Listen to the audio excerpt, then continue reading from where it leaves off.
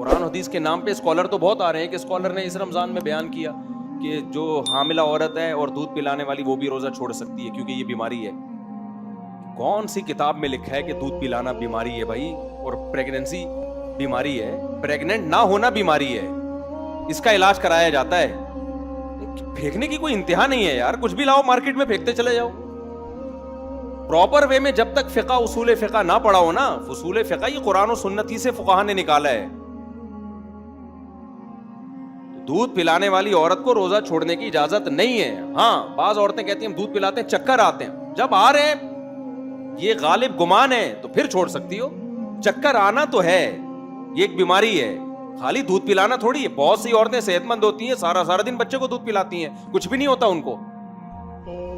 Pregnancy میں اگر روزہ رکھنے سے نقصان ہو رہا ہے چھوڑ دیں آپ, نہیں ہو رہا تو پریگنینسی بذات خود ایسی چیز نہیں ہے جس سے رمضان کا روزہ چھوڑنا جائز ہو جائے. یہ بیماری تھوڑی ہے, اس میں بیماری کا خطرہ اور روزہ چھوڑنے میں تو ہے. یہ نہیں آئی میرا خیال ہے. دودھ پلانے سے بیمار ہونے کا خطرہ ہو تو پھر چھوڑ سکتے ہیں روزہ. دودھ پلانا بذات خود کوئی بیماری نہیں ہے. میں نے رمضان سے پہلے ایک اسکالر کا دیکھا, دے دن چل رہا ہے. بھائی آپ کیسے یار شریعت کی کوئی لائن کراس کر رہے ہو یار آپ. ریفرنسز سب کے پاس ہوتے ہیں. ریفرنس کیا ہے؟ وہ آیت جو ہے جس میں آتا ہے بیماری میں روزہ چھوڑ سکتے ہو, وہ آیت یہاں فٹ ہی نہیں ہو رہی ہے. پریگننٹ نہ ہونا بیماری ہے, تبھی تو عورتیں دوائیں کھا رہی ہوتی ہیں کہ پریگننسی ہو جائے. ہونا تھوڑی بھی, وہ ہونا تو نیچرل ہے. رکھتی آئی ہیں ہمیشہ دودھ پلانے والی عورتیں بھی, پریگننٹ عورتیں بھی ہمیشہ رکھتی آئی ہیں روزہ. ہاں بہرحال اگر کسی کو نقصان ہو رہا ہے تو پھر یہ ہم کہتے ہیں ہم تھوڑی اس کو منع کر سکتے ہیں. بھائی اللہ نے اجازت دی ہے, چھوڑ سکتے ہیں روزہ. ایک دفعہ ایک صاحب میرے پاس آئے, مجھے بہت زیادہ کھانسی ہو رہی ہے, ڈاکٹر نے کہا ہے روزہ توڑ دو ورنہ یہ کھانسی اور زیادہ بڑھے گی, دوا لینی پڑے گی. انجیکشن وغیرہ سے آرام نہیں ہوا, کیا ہوا, یا گلا خراب تھا ان کا. انہوں نے کہا میں نے روزہ نہیں توڑا, گلا کی خرابی بڑھے گی میری. میں نے کہا چھوڑ سکتے ہو آپ روزہ. ایک صاحب بیٹھے ہوئے تھے, یار گلا خراب پہ رمضان کا روزہ چھوڑ دیا, ادھر امتحان دینے پہ روزہ چھوڑنا منع ہے, گلا خراب پہ. یعنی وہ آمدی صاحب نے کہہ دیا کہ کل پیپر ہے آپ روزہ چھوڑ دو. وہ اس پہ اتنی سختی کہ نہیں چھوڑ سکتے, بندے کا مستقبل داؤ پہ لگا ہوا ہے, اور ادھر گلا خراب ہے. گلے میں کیا ہے, گلا خراب ہے تو روزہ چھوڑ دو تاکہ گلا ٹھیک ہو جائے. تو یہ کیا ہے؟ میں نے کہا بھائی ہمارے باپ ماموں کا دین نہیں ہے. اللہ میاں نے گلے کو خرابی کو مانا ہے. بیماری ہے تو بیماری میں ڈاکٹر بولتے ہیں گلا خرابی کیا ہے, بیماری ہے. تو اللہ میاں نے کہا ہے کہ بیماری میں ٹھیک ہے, پیپر کو اللہ میاں نے, باقی کسی چیز کو عذر نہیں مانا. تو ہم تو وہی بتائیں گے جو اللہ میاں کہہ رہے ہیں. بھائی صاحب کیا خیال ہے؟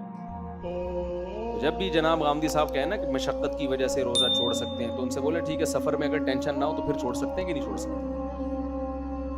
پھر کیسے, پھر تو فرض ہونا چاہیے. ہم تو کہتے ہیں بھائی سفر کتنا ہی آرام دہ ہو,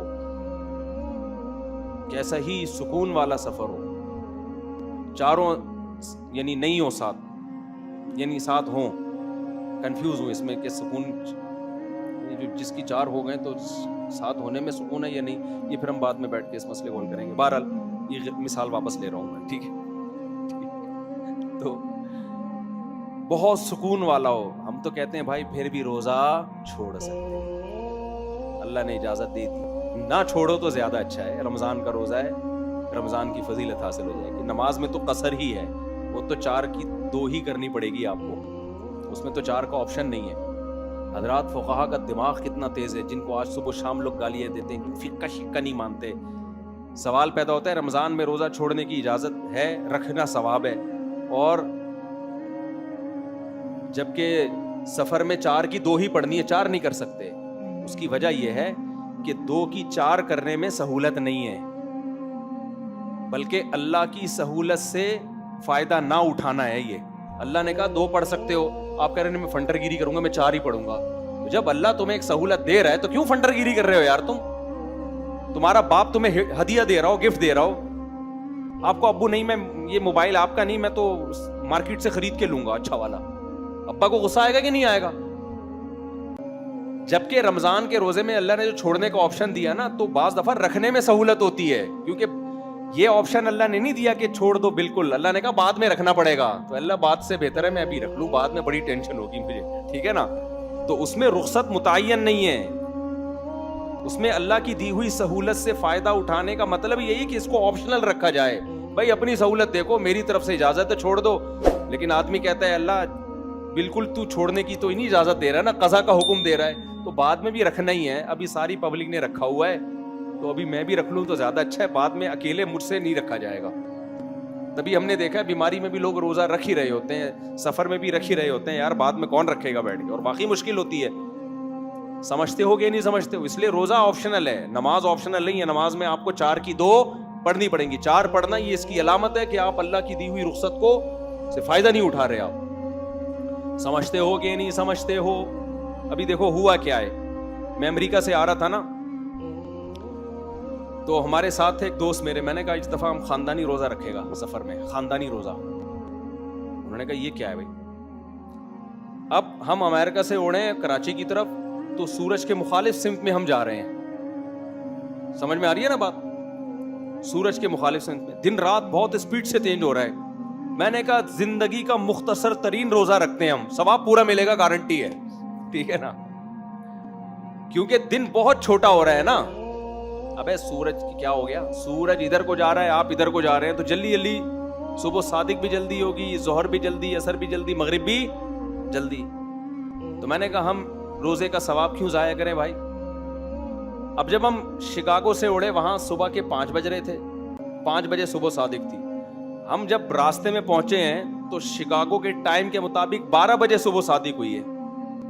یعنی ہم تو 8 بجے اڑ گئے نا, تو 12 بجے میں نے کہا کھڑکی سے باہر جھانکنا نہیں, ہم یہی سمجھیں گے ہم شکاگو میں ہی ہیں, امریکہ میں ہی ہیں, گھڑی امریکہ کے حساب سے. رات 12 بجے میں نے کہا بھائی ہم سحری کر کے نیت کر لی روزے کی, صبح 10 بجے ناشتے میں روزہ افطار ہوگا ہمارا. رات کو تو سونا ہی تھا, جہاز میں تھوڑا اونگ ہی رہا ہوتا ہے نا آدمی.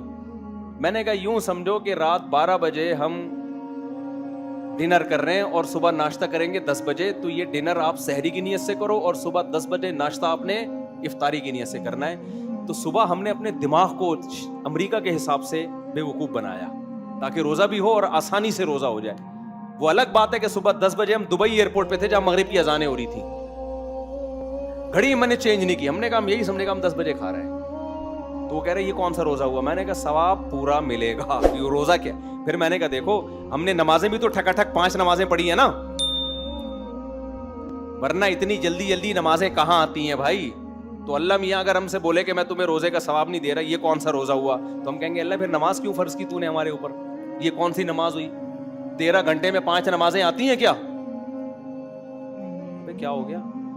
13 گھنٹے میں 5 نمازیں نہیں آ سکتی, ہماری آئی ہیں کیونکہ ہم سورج کے مخالف جا رہے ہیں, ٹھک ٹھک نمازیں آ رہی ہیں. تو جب 5 نمازوں کا اللہ ہمیں فرض قرار دے رہا ہے, چھوڑنے پر گناہ دے رہا ہے ان 5 نمازوں کے چھوڑنے پر, تو روزہ رکھنے پر ثواب کیوں نہیں دے گا بھائی وہ؟ تو یہ پیکج ہے بہترین روزہ رکھنے کا. ایک صاحب کیا ہوا, یہ جس کو فقہ پڑھا ہوا ہو نا وہ کرے گا یہ عمل. بھئی اللہ تعالیٰ نے جب ایک اصول بنا دیا تو ہم اس اصول کے پابند ہیں. اب جو لوگ روزہ رکھ کے توڑ دیتے ہیں, گناہ کیا انہوں نے. رمضان کا روزہ توڑنے کا کفارہ کتنا ہے؟ 60 روزے لگاتار. کتنے؟ علماء کہتے ہیں دسمبر میں رکھو, جون میں رکھنے کی بولو. کوئی فنڈر بنے کہ میں جون جولائی میں 60 روزے رکھوں گا, ابے تو کیوں اپنے آپ کو بلا وجہ ٹینشن میں ڈال رہا ہے؟ اللہ میاں نے یہ تھوڑی کہا کہ جون جولائی میں رکھو, اللہ میاں نے کہا 60 روزے کمپلیٹ ہونے چاہیے. تو ایسے لوگوں کو ہم مشورہ دیتے ہیں کہ اگر اللہ نے آپ کو پیسہ زیادہ دیا ہے, ناروے چلے جاؤ سردیوں میں, وہاں روزہ رکھو, ٹھکا ٹھک 60 روزے آپ کے کیا ہو جائیں گے, کیونکہ دن بہت چھوٹا ہوتا ہے. لیکن ظاہر ہے یہ غریب آدمی نہیں کر سکتا, تو غریب کے لیے یہی آپشن ہے کہ ادھر دسمبر میں رکھ لے, یا پنجاب میں دن اور سردیوں میں چھوٹا ہو جاتا ہے تو وہاں جا کے رکھ لے. نہیں آ رہی بات؟ تو شرعی قاعدہ ہے بھائی, صبح صادق ہونی چاہیے, غروب آفتاب ہونا چاہیے, دونوں چیزیں ہو رہی ہیں. اب اللہ میاں نے دن 2 گھنٹے کا رکھ دیا, 3 گھنٹے کا, تو یہ ہمارا ہیڈک نہیں ہے بھائی, یہ مسئلہ کس کا ہے؟ اللہ میاں کا. اللہ میاں اگر ہمیں قیامت کے دن کہہ دے کہ تمہیں ثواب نہیں ملے گا اتنے 3 گھنٹے کے روزے سے, 2 گھنٹے کے روزے سے کیا فائدہ, ہم کہیں گے اللہ تو دن بڑھا دیتا ہماری.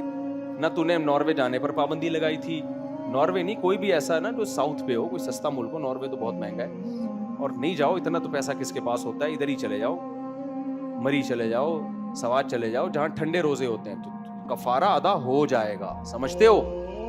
نہیں سمجھتے میرا خیال. کفارہ بہرحال ادا, کیونکہ ہمیں اس سے, ہم نے اس فارمیلٹی کو جو اللہ کا قانون ہے اس کو پورا کرنا ہے. اب ناروے میں رمضان کے روزے روک رکھتے ہیں نا, 2-2, 3-3, 4-4 گھنٹے کے روزے ہوتے ہیں, اتنے مختصر روزے. تو آپ کا کیا خیال ہے, ان کے روزے نہیں ہوتے کیا؟ اب کوئی کہہ بے اتنے سے روزے سے بہتر ہے نہ ہی رکھو. نا نا نا نا, جو یہاں گرمی میں روزہ چھوڑنے پر گناہ ہے وہی وہاں سردی میں نہ اس کو روزہ چھوڑنے کی اجازت اس بیس پہ کہ 2-3 گھنٹے سے کیا ہوتا ہے, نہ ہمیں اس بیس پہ کہ 18 گھنٹے سے کیا ہوتا ہے. صحیح ہے نا. رمضان جب آئے گا جتنا مرضی پسینہ نکالے, جتنی مرضی لیند ہو. اب دیکھو ناروے میں گرمیوں میں لوگوں نے 20-20 گھنٹے کے روزے رکھے ہیں. ہمارے دوست کہتے ہیں ہم رکھتے ہیں, ادھر افطاری کی, ادھر عشاء کی اذان ہوئی, ادھر سحری, بس افطاری سحری ایک ہی ہوتی تھی اور فوراً اگلے دن کا روزہ شروع. تو مجھے کہتے تھے مفتی صاحب بہت لمبے روزے ہیں. ابھی جب جون جولائی, یہ جو ہمارے جب جون میں روزے تھے نا, تو ناروے میں روزے بہت لمبے تھے رکھے ان لوگوں نے. میں ان سے کہتا ہوں, ان کو میں نے کہا بیٹا تم لوگ جو ہے سردیوں میں مزے بھی تو تم نے بہت اڑائے ہیں. سردیوں کے روزے تمہارے 4-4, 5-5 گھنٹے کے روزے, تو اب گرمیوں کے 20-20 گھنٹے کے بھی انجوائے کرو. سمجھ رہے ہو؟ تو کہاں سے کہاں بات چلی گئی, بیان لمبا ہو گیا, بس سمیٹ کے ختم کرتا ہوں بات. پھر حج پہ انشاءاللہ اگلے ہفتے ہم چلیں گے. تو ابھی تو صرف اس پہ بتانے کے لیے کہ دین کس سے سیکھنا ہے بھائی, علماء سے سیکھنا ہے. ہاں 2 نمبر ہوتے ہیں علماء میں, لیکن 1 نمبر بھی کس میں ملیں گے آپ کو. اور یہ نہ دیکھا کرو اتنی باتیں فلاں کی صحیح ہیں, ایک غلط ہو گئی تو کیا ہو گیا. بھائی وہ ایک غلط کی کوالٹی دیکھا کرو, کوانٹیٹی نہ دیکھا کرو. اس کا وزن اتنا بھاری ہوتا ہے نا کہ اس سے اس اسکالر کی حیثیت ختم. اب کوئی اسکالر آ کے کہ میں 5 نمازوں کو نہیں مانتا, 4 ہیں اسلام میں, تو بھائی آپ کی تو ویلیو کیا ہو گئی. ایک غلطی ہے لیکن اس غلطی نے آپ کی حیثیت کو 2 ٹکے کا نہیں چھوڑا. تو حضرت عیسیٰ کی حیات یہ اجماعی مسئلہ ہے. حضرت عیسیٰ علیہ السلام آسمانوں پہ زندہ ہیں, قرب قیامت میں نازل ہوں گے.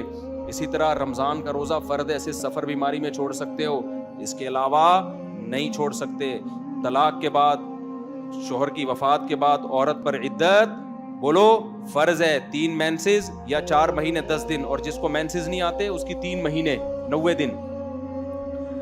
یعنی اسلامی لحاظ سے اگر مہینے کی پہلی تاریخ سے ہے تو 3 مہینے, چاہے وہ جتنے بھی دن بنے, اگر بیچ میں شروع کیے تو 90 دن.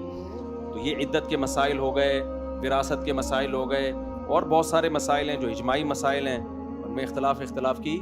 اچھا صحابہ کا مسئلہ بھی اجماعی ہے. کسی صحابی کے خلاف بدگمانی پھیلانا, ایسا ان کے عمل کو پیش کرنا جس سے لوگوں کو لگے کہ یہ فاسق تھے, یہ بھی اجماعی امت کے خلاف ہے.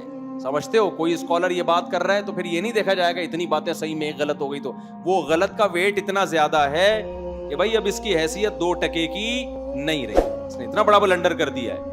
تو اللہ تعالیٰ سے دعا ہے اللہ تعالیٰ ہمارے ایمان کی, اعمال کی حفاظت کرے. وما علینا الا البلاغ.